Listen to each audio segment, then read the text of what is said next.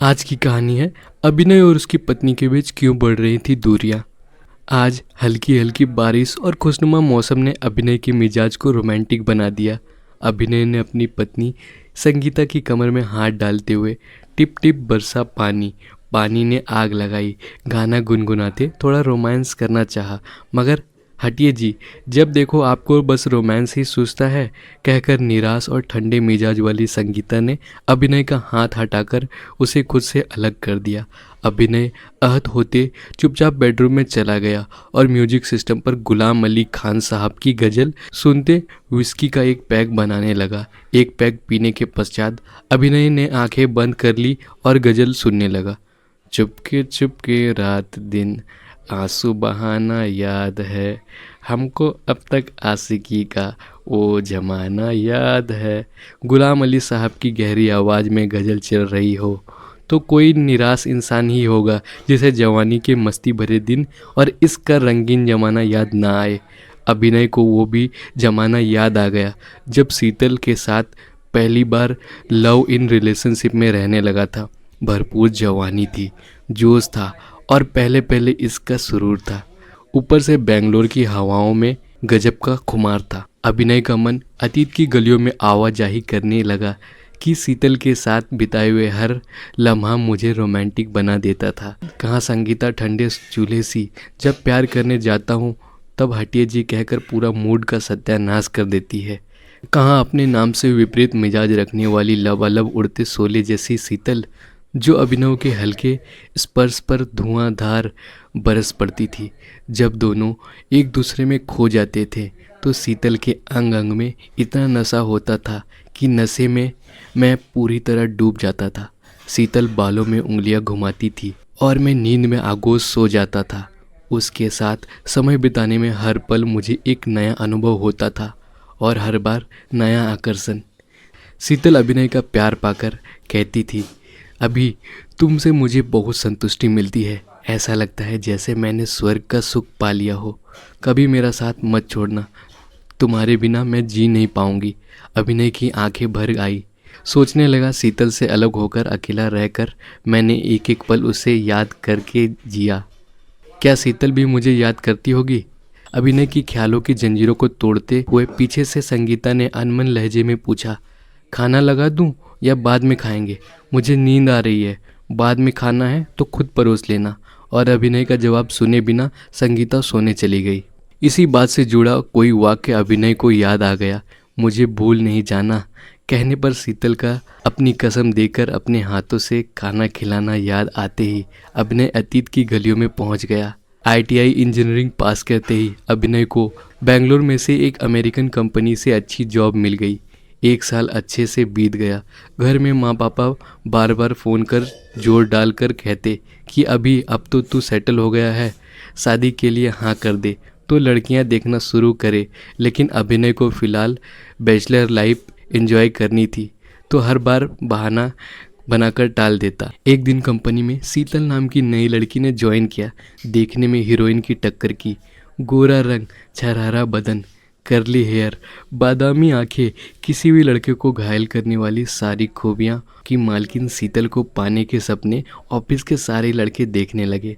शीतल की नज़र में आने के लिए हर कोई पापड़ बेलने लगा, मगर शीतल किसी को भाव नहीं देती। एक अभिनय ऐसा था जो अपने काम से मतलब रखता। उसे शीतल को पाने में कोई दिलचस्पी नहीं थी। अभिनय शीतल को रिझाने के लिए ना कोई हथकंडा अपनाता था, ना बगैर काम के बात करता, और अभिनय की यही एटीट्यूड शीतल को घायल कर गया। देखने में अभिनय भी बांका जवान था। 6 फुट का लंबा, हल्का डार्क रंग, घुंघरेले बाल और फ्रेंच कट दाढ़ी में कहर ढाता कामदेव का रूप लगता था। शीतल जैसी तेज तरार लड़की के जहन में बस गया। हर छोटी बात के लिए अभिनय की सलाह लेने शीतल जानबूझकर पहुंच जाती। आहिस्ता आहिस्ता दो जवां दिल एक दूसरे से आकर्षित होते करीब आने लगे। अब तो ऑफिस के बाद अभिनय और शीतल कभी मूवी देखने, कभी पिकनिक, कभी शॉपिंग तो कभी डिनर के लिए निकल जाते। बेंगलोर की हर फेमस जगह दोनों प्रेमियों के मिलने की गवाह बन गई। एक दिन शीतल ने कहा, अभी मुझे 2 दिन में पीजी छोड़ना होगा, क्योंकि जहाँ मैं रहती हूँ वहाँ बिल्डिंग रीडेवलपमेंट में जा रही है, इसलिए रूम खाली करवा रहे हैं। अब इतने शॉर्ट टाइम में कैसे मैनेज होगा? क्या तुम कुछ कर सकते हो? अभिनय ने कहा, बुरा ना मानो तो एक बात कहूँ? शीतल ने कहा, यार ये औपचारिकता मत करो, सीधा बोल दो, इतना तो हक मैं दे चुकी हूँ। अभिनय ने शीतल का हाथ अपने हाथ में लेकर कहा, जब दोनों एक ही मंजिल के मुसाफिर हैं तो क्यों ना एक छत के नीचे रहना बसेरा करे। मैं जिस फ्लैट में रहता हूँ वो काफ़ी बड़ा है, आ जाओ अपना सारा सामान लेकर मेरे घर में। आजकल हर कोई लिव इन रिलेशनशिप में रहता है। इससे एक बात और अच्छी होगी कि हम दोनों को एक दूसरे को जानने का अच्छे से मौका मिल जाएगा और कंपनी भी बनी रहेगी। पर अगर तुम चाहो तो।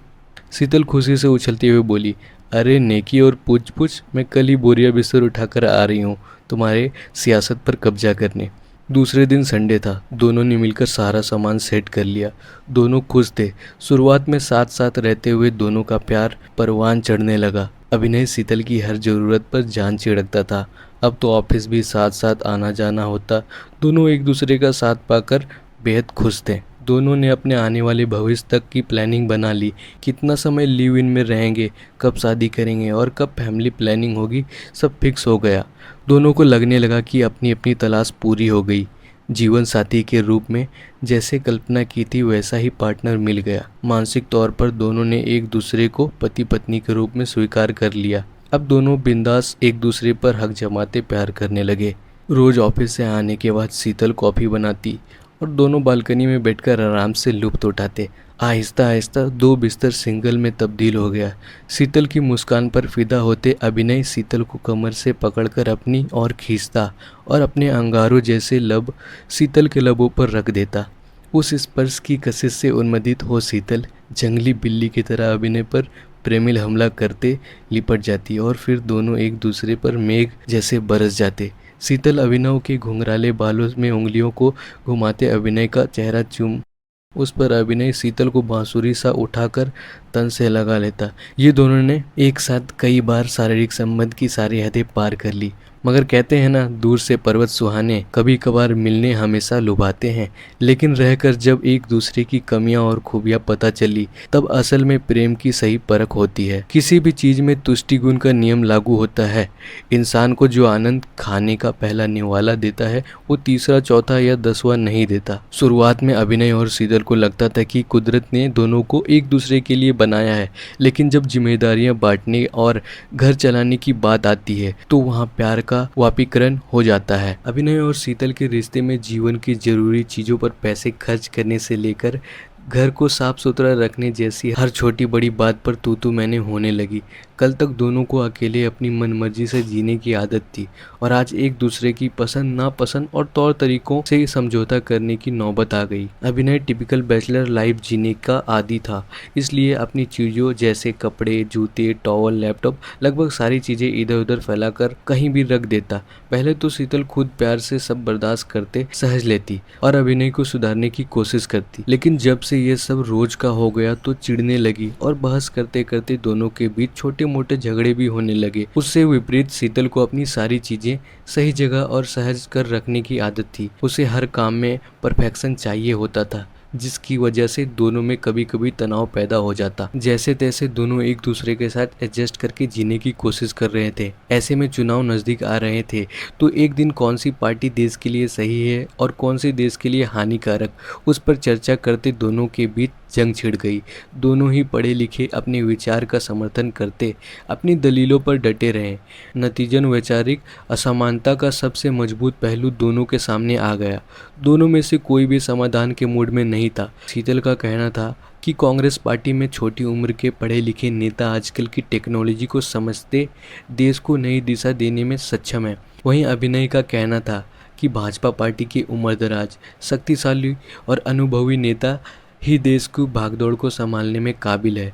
दोनों एक दूसरे पर अपनी चुनी सरकार को वोट देने के लिए दबाव तक डालने लगे। तभी इस वाक्य युद्ध को अलग ही मोड़ देते हुए शीतल ने कहा, देखो अभिनय, मैं कोई 18वीं सदी की लड़की नहीं जो मर्द की बातों को पत्थर की लकीर समझकर सिर आंखों पर चढ़ती रहूंगी और ना हर सही गलत बात में तुम्हारी हाँ में हाँ मिलाती रहूंगी। मैं 21वीं सदी की लड़की हूँ, मेरे अपने स्वतंत्र विचार है, अपना अस्तित्व है, अपनी मर्जी है। मुझे दबाने की कोशिश हरगिज मत करना। तुम अपनी सोच अपने पास रखो। मैं 24 साल की बालिग लड़की हूँ। संविधान ने मुझे सरकार चुनने का अधिकार दिया है, तो जाहिर सी बात है मैं अपनी मर्जी से देश हित में फैसला लेकर ही अपने नेता को वोट दूंगी। और सुनो, मैं किसी की प्रेमिका या बीवी बन सकती हूँ, लेकिन गुलाम कतई नहीं। अभी भी सोच लो, मैं अपना रहन सहन में कोई बदलाव नहीं करूंगी। इनफैक्ट तुम्हें कुछ एक मामलों में सुधारना होगा, तभी हम भविष्य में आगे साथ रह पाएंगे। शीतल की बातों से अभिनय भड़क गया और ताव में आकर उसने भी बोल दिया, सुधरना होगा? मैं किसी के लिए अपने आप को नहीं बदलूंगा, ओके? और तुम भी सुन लो, मैं भी तुम्हारी जैसी अकड़ू लड़की के साथ जिंदगी नहीं बिता सकता। दुनिया में लड़कियों की कमी नहीं मुझे समझने वाली, और मेरे विचारों के साथ तालमेल बिठाने वाली मुझे भी मिल जाएगी। हर बात पर टोका टोकी और बहस करने वाली लड़की के साथ मैं पूरी जिंदगी नहीं बिता सकता। तुम चाहो तो इस रिलेशनशिप से आज़ाद हो सकती हो। 1 हफ्ते का समय देता हूँ, अपना इंतजाम कहीं और कर लेना। अभिनय का फैसला सुनकर शीतल की दिमाग का पारा चढ़ गया। अभिनय का कॉलर पकड़ते शीतल दहाड़ उठी। क्या मतलब है तुम्हारा? अभिनय, तुम रिश्ते को गुड्डा गुड्डी का खेल समझते हो क्या? सुनो अभिनय, मैंने अपने मन के साथ अपना तन भी तुम्हें सौंपा है, और वो भी एक भरोसे के साथ। तुम तो रिश्ता तोड़ने पर उतर आए, मेरे तन के साथ खेलते हुए तो मैं परी लगती हूँ। आज इतनी सी बात पर छोड़ने पर उतारू हो गए। तुम किसी लड़के के भरोसे के लायक ही नहीं, मानसिक तौर पर नपुंसक हो। नपुंसक नपुंसक शब्द सुनते ही अभिनय को अपने वजूद पर किसी ने तेज धार वाली शमशीर से प्रहार किया हो, ऐसा महसूस हुआ। अंत में उसने अपना आपा खोते हुए शीतल के गले पर जोर से थप्पड़ जड़ दिया। बदतमीज लड़की, मैं तुम्हारे तन से खेला हूँ तो सेटिस्फाइड तुम भी हुई हो, समझी? और जो होता था हम दोनों की मर्जी से होता था, कोई बलात्कार नहीं किया मैंने। अभिनय ने जो तमाचा मारा था वो शीतल के मन पर लगा था, अतः वो घरेलू हिंसा को कैसे सह लेती। पास ही टेबल पर पड़ा फ्लावर वास उठाकर अभिनय के सिर पर दे मारा। यू बिच, मुझ पर हाथ उठाने की तुम्हारी हिम्मत कैसी हुई? कहते शीतल ने एक पल भी अभिनय के साथ रहना मुनासिब नहीं समझा। उसी पल अपना सामान लेकर अपनी फ्रेंड रूही के घर चली गई। यूं एक दूसरे को बेइंतहा प्यार करने वाले 2 प्रेमियों का प्यारा सा रिश्ता तू में से आगे बढ़ते हुए आसमान विचारधारा की बलि चढ़ गया। अभिनय को अपनी गलती का एहसास और पश्चात होने लगा। आज संगीता के रूखे व्यवहार को कड़वे घूंट की तरह पी जाने वाला अभिनय शीतल के सख्त व्यवहार पर बिफर पड़ता था, क्योंकि शीतल पत्नी नहीं प्रेमिका थी, जिसका अभिनय पर कोई कानूनी हक तो था नहीं। आज अभिनय सोच रहा है, जब संगीता ऐसा व्यवहार करती है तो मन मारकर सह लेता हूँ, क्योंकि वो बीवी है। ना उगल सकता हूँ ना निगल सकता हूँ, इसलिए एक अनमना सा रिश्ता भी ढो रहा हूँ। अगर शीतल की बातों को समझकर उसके विचारों का सम्मान करते हुए रिश्ते को एक मौका दिया होता तो शायद जिंदगी कुछ और होती। प्यार तो दोनों के बीच बेशुमार था, बस अपने अपने अहंग और स्वतंत्र विचारधारा का सामने वाली विचारधारा के साथ तालमेल नहीं बैठ पाने की वजह से दोनों ने रिश्ते का गला घोट दिया। हर रिश्ता स्वतंत्रता चाहता है, सबकी अपनी सोच और जिंदगी जीने का तरीका होता है। क्यों मैंने शीतल को समझा नहीं, और शीतल ने क्यों मुझे अपने सोच में ढालने की कोशिश की? अगर शीतल अपनी जिंदगी अपने तौर तरीके से जीना चाहती थी तो क्या गलत था, और मैं अपनी कुछ आदतें बदल लेता तो कौन सा पहाड़ टूट पड़ता? क्या एक दूसरे को स्पेस देकर अपने अपने स्वतंत्र विचारों का पालन करते जिंदगी नहीं काट सकते थे? सैकड़ों कपल्स आसमान विचारधारा के बावजूद एक दूसरे को आजादी देते हुए जिंदगी आसानी से काट लेते हैं। यहाँ तक कि आपस में बगैर प्रेम के कई जोड़े माँ बाप भी बन जाते हैं। फिर मैं और शीतल छोटे छोटे मुद्दों को अपनी प्रतिष्ठा का प्रश्न बनाते क्यों अलग हो गए? इंसान का स्वभाव ही इंसान का दुश्मन होता है, या शायद वो उम्र ही ऐसी होती है जो ऐसी बातों को समझने के लिए छोटी पड़ती है। आज जब सारी बातें सारी गलती समझ में आ रही है, तब चिड़िया चुग गई खेल वही गत है। काश मैंने और शीतल ने उस वक्त समझदारी दिखाई होती तो आज ये पछतावा की आग में नहीं जलना पड़ता। वक्त करता जो वफा आप हमारे होते। गुनगुनाते हुए अभिनय नम आंखों से खिड़की के पास जाकर दूर आकाश में ताकने लगा, जैसे सैकड़ों तारों के बीच किसी अपने को ढूंढ रहा हो।